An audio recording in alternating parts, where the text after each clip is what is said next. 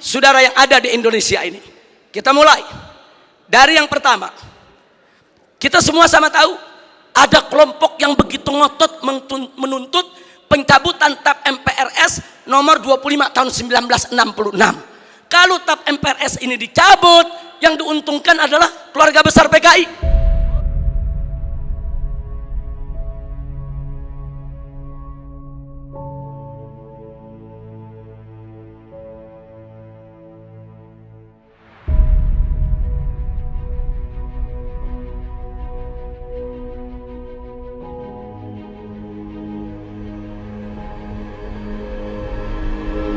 Mari kita lihat indikasi kebangkitan PKI saudara yang ada di Indonesia ini.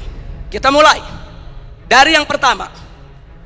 Kita semua sama tahu ada kelompok yang begitu ngotot menuntut pencabutan TAP MPRS nomor 25 tahun 1966. Kalau TAP MPRS ini dicabut, yang diuntungkan adalah keluarga besar PKI. Ini indikasi saudara.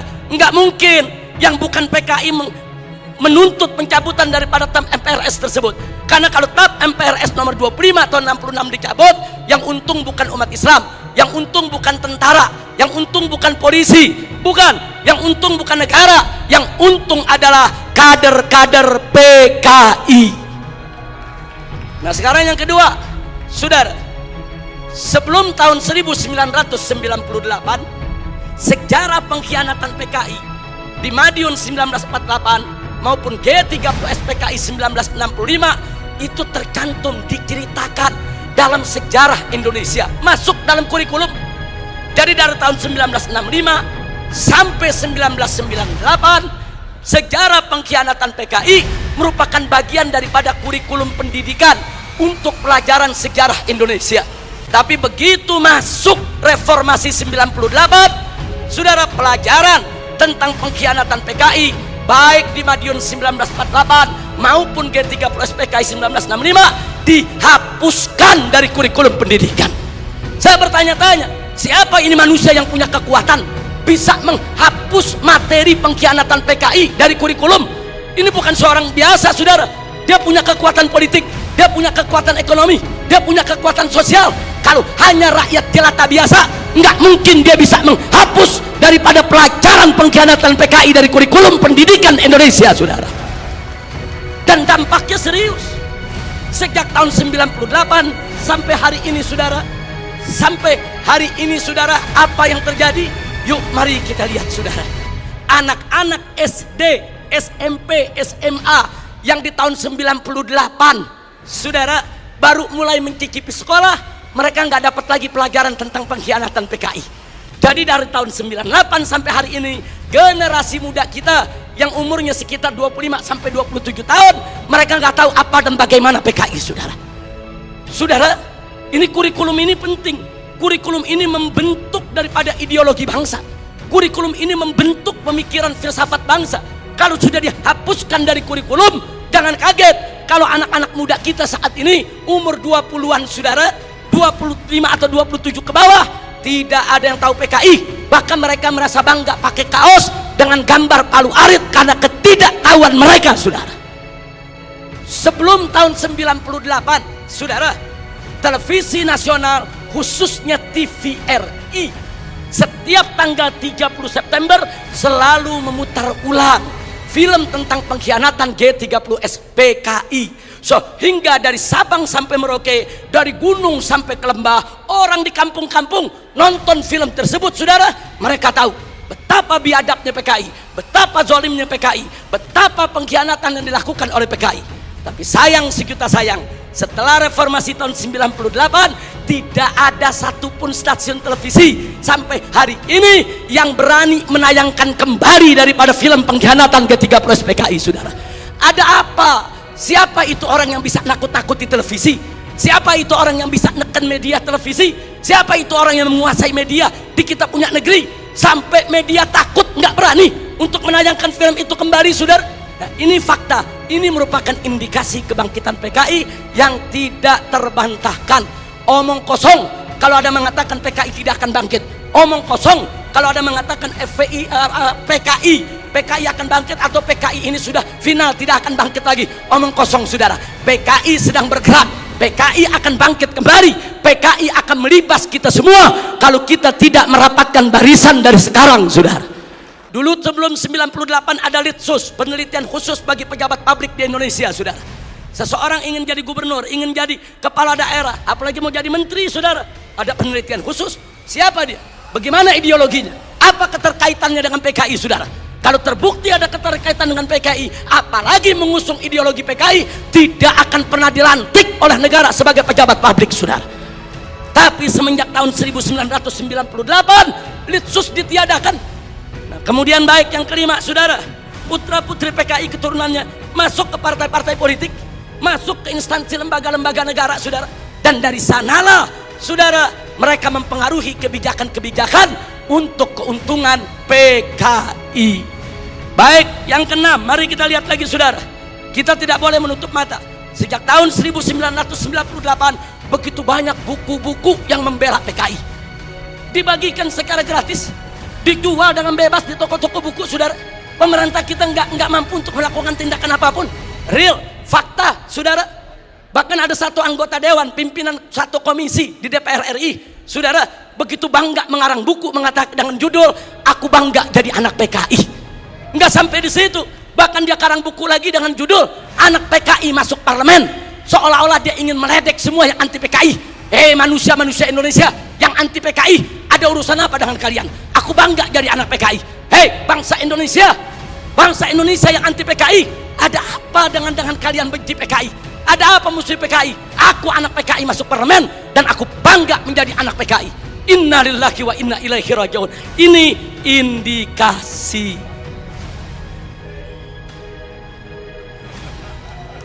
Yang ngomong yang sebelah sana. Mari kita lihat yang nomor 7 saudara, adanya usulan RUU KKR, Komisi Kebenaran dan Rekonsiliasi. Ini juga tidak lepas dari peran-peran untuk kepentingan PKI. Kemudian yang ke-8, bagaimana Komnas HAM, luar biasa saudara. Berikut LSM liberal yang menjadi LSM komprador saudara, yang bersuara untuk kepentingan asing, juga mereka semua bersuara untuk membela PKI. Yang ke-9, maaf saudara, ya ada bantuan Cina kepada Indonesia, berikut kompensasinya. Saya tidak campur urusan ekonomi negeri ini saudara, tapi kalau sudah bantuan dari negara komunis Cina ke Indonesia dengan kompensasi tenaga kerja yang masuk Indonesia, wajib untuk diwaspadai saudara. Nah kemudian jangan lupa yang ke-10 saudara, ada beberapa parpol, bukan satu, yang terang-terangan mengirim kader-kadernya ke Republik Rakyat Cina untuk ikut pendidikan politik. Mereka dididik oleh Partai Komunis Cina saudara. Ada apa? Ya, itu hak partai tersebut, itu hak pribadinya, saya tidak ikut campur. Tapi saya sebagai bangsa Indonesia punya hak untuk mewaspadai partai-partai yang menjalin kerjasama dengan Partai Komunis Cina saudara. Yang ke-11, di mana-mana ada seminar, ada temu kangen saudara. Di mana-mana ada temu kangen PKI, seminar PKI saudara. Sementara saudara dari pihak aparat keamanan setengah hati untuk membubarkan mereka saudara. Berapa kali di Taman Ismail Marzuki mereka menggelar acara, bikin kegiatan saudara. Ada bentrokan dengan gerakan bela negara, dengan laskar-laskar FPI di beberapa tempat saudara. Ada apa? Ada lagi anggota-anggota dewan yang merupakan kader PKI menggunakan kunjungan kerja mereka untuk membuka temu kangen kader PKI sebagaimana terjadi di Banyuwangi beberapa waktu yang lalu saudara. Yang ke-12, pembentukan ormas orsospol yang berafiliasi kepada PKI, pemutarbalikan sejarah PKI dan lambang PKI saudara. Saat ini di kalangan selebritis KUH muda, dan maaf sampai Menko Polhukam, maaf harus saya sampaikan saudara, begitu kami protes adanya kaos-kaos berlogo PKI, Pak Menko mengatakan saudara, tentara dan polisi tidak usah over, jangan berlebihan. Jangan kalau ada logo PKI dianggap PKI. Ini kan cuma tren anak muda. Logo PKI itu termasuk sosialisasi lambang PKI. Itu dilarang saudara oleh TAP MPRS nomor 25 tahun 66, dilarang juga oleh Undang-Undang nomor 7 tahun 1927 tahun 99, dilarang juga oleh TAP MPR RI nomor 1 tahun 2003, dan dilarang oleh KUHP pasal 107 A, B, C, dan D serta E, saudara. Nggak bisa. Kalau itu sudah masuk larangan, seorang Menko Polhukam tidak berhak melindungi logo Palu Arit hanya dengan alasan itu adalah tren kaula muda, saudara. Takbir, Allahu Akbar, merdeka.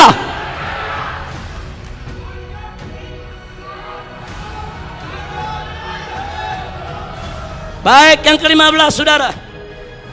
Belum lama ini, saudara, ada usulan konyol penghapusan kolom agama dari KTP, saudara. Kalau kolom agama dihapuskan dari KTP, saudara, maka ini merupakan kesempatan bagi kalangan ateis, bagi kalangan PKI untuk tidak lagi mencantumkan agamanya, saudara. Ini berbahaya. Ini merupakan indikasi kebangkitan PKI. Baik, yang ke-16, saudara. Dorongan untuk minta maaf kepada PKI. Ada apa? Saya ditanya sama wartawan, Habib Rizik, ini bagaimana sikap FPI kalau presiden sampai minta maaf kepada PKI? Saya jawab, kalau presiden ngotot meminta maaf kepada PKI, saya usul sekalian saja minta maaf sama Belanda dan Jepang. Jangan tanggung-tanggung minta maaf, saudara. Minta maaf saja. Belanda, maaf dulu pejuang kami membunuh tentara Belanda. Jepang, maaf dulu gerilyawan kami membunuh Anda. Minta saja sekalian maaf kepada Belanda dan Jepang, saudara.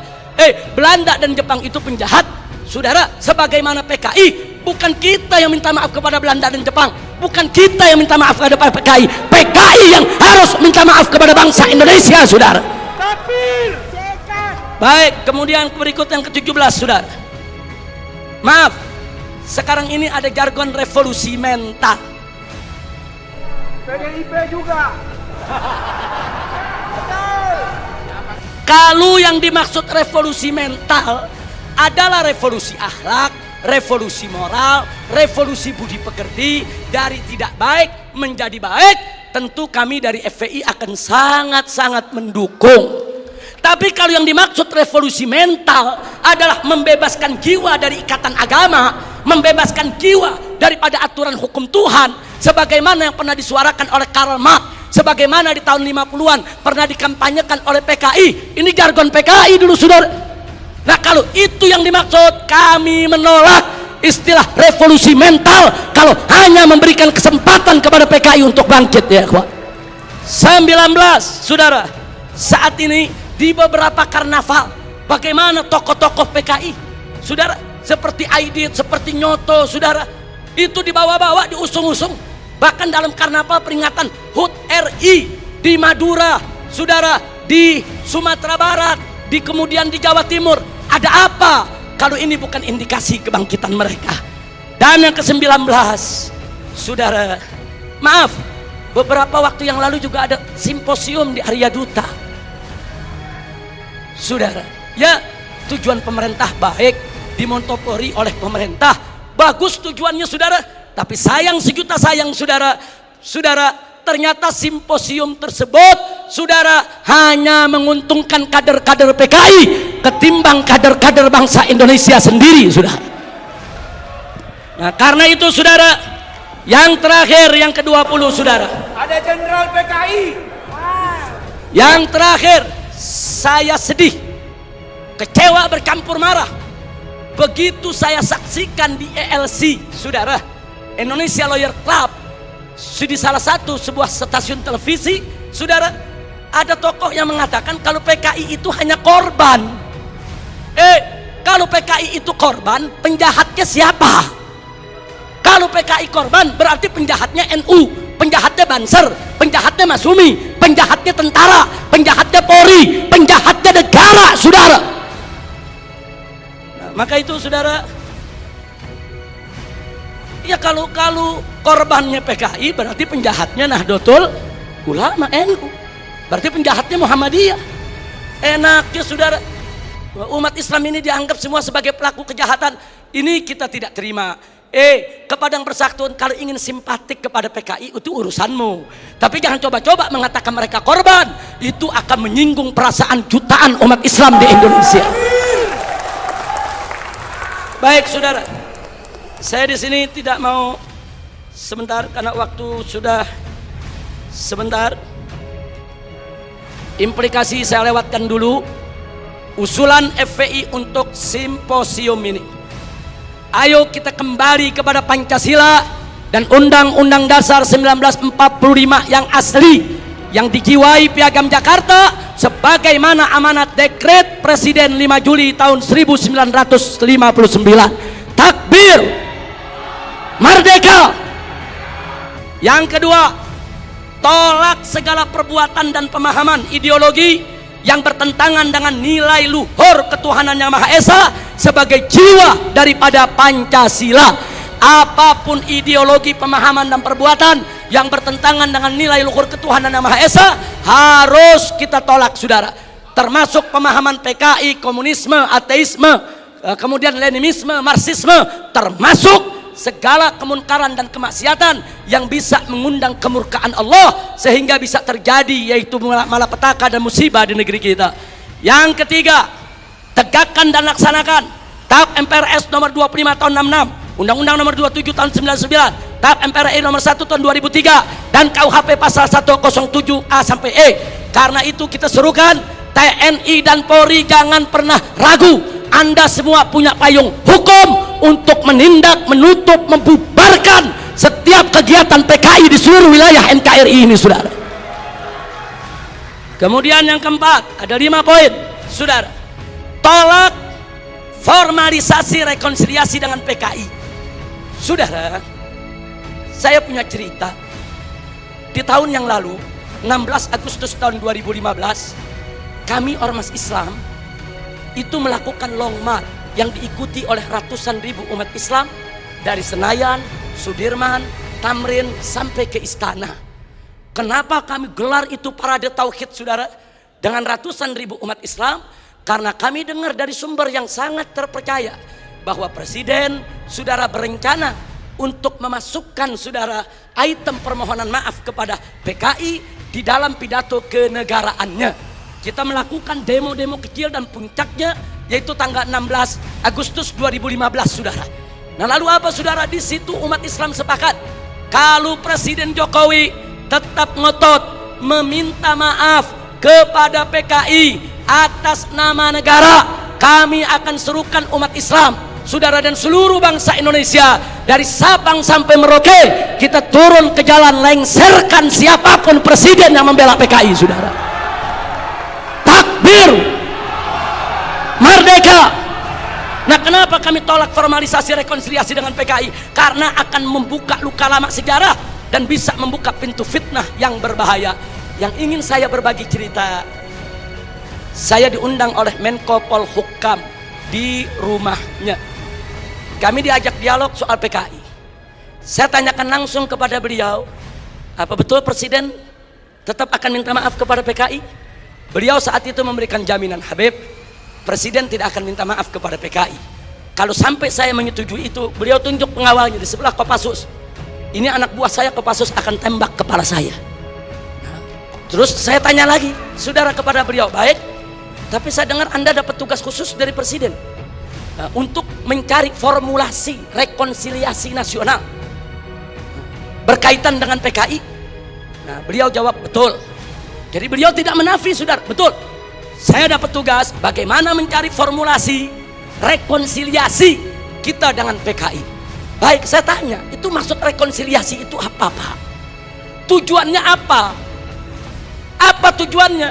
Oh dikatakan supaya tidak ada dendam di antara kita, supaya kita hidup damai. Oh kita tolak saudara, tidak perlu rekonsiliasi yang formal. Sebab saudara, rekonsiliasi secara alami telah berjalan di tengah masyarakat antara PKI dengan bangsa Indonesia saudara.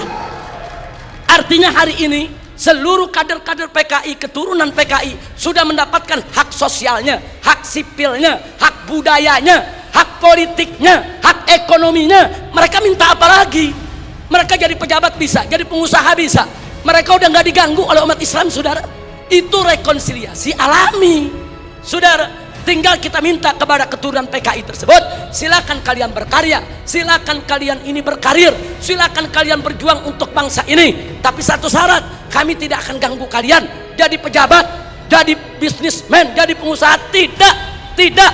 Tapi syarat, jangan lagi bangkitkan ideologi komunis, jangan lagi bangkitkan partai komunis di Indonesia. Nah, tapi sekarang mereka minta lebih. Mereka minta partai komunis dipulihkan kembali. Dan lebih kurang ajarnya lagi, saudara, mereka minta negara minta maaf kepada mereka. Ini rekonsiliasi macam apa? Maka itu rekonsiliasi yang diformalisasi oleh pemerintah, saya khawatir ini akan membuka luka lama sejarah, dan ini bisa membuka fitnah yang sangat berbahaya, saudara. Makanya tepat yang dikatakan oleh Kiai Haji Salahuddin Wahid, cucu daripada saudara pendiri Nahdlatul Ulama beberapa waktu yang lalu, kalau presiden pemerintah ini sampai minta maaf kepada PKI, akan melukai seluruh perasaan daripada warga NU. Dan saudara, lebih telak lagi yang disampaikan oleh anggota Dewan Pertimbangan Presiden, yaitu Kiai Haji Hasim Muzadi. Beliau sampaikan langsung kepada Bapak Presiden, kalau Bapak minta maaf kepada PKI, bukan hanya NU yang terlukai, seluruh umat Islam bangsa ini akan terlukai. Ini bahaya. Ini negeri udah damai, udah tenang, kita nggak ribut-ribut lagi soal PKI, saudara. Kenapa mau dikorek-korek lagi luka lama, saudara? Nah, karena itu, saudara, kalau ada usulan bongkar itu kuburan massal yang isinya PKI, apa seluruh kuburan mau dibongkar? Kuburan kiai-kiai, santri-santri, saudara, umat Islam yang mereka sembelih, apa semua mau dibongkar? Apa semua juga mau dibangkitkan kembali, yaitu luka lama yang sudah ada? Ini pertimbangan tidak rasional, saudara. Karena itu kami dari FPI menolak formalisasi rekonsiliasi dengan alasan apapun, saudara. Tapi kami menerima kader-kader keturunan PKI saat ini dikembalikan hak sosialnya, hak ekonominya, hak politiknya, saudara. Kita terima, mereka bangsa kita, mereka saudara kita. Silakan hidup bersaudara berdampingan dengan kita, dan mereka harus tunduk kepada Pancasila, jangan lagi menghidupkan daripada komunisme. Sebagai penutup yang kelima, saudara, saya ajak semua yang ada di sini untuk menyerukan jihad konstitusional secara nasional melawan semua gerakan komunis dan neolib untuk selamatkan keutuhan negara kesatuan Republik Indonesia, saudara. Takbir, Allahu Akbar, merdeka. Itu saja yang bisa saya sampaikan. Hadani Allah wa iyyakum ila siratal mustaqim. Wassalamualaikum warahmatullahi wabarakatuh.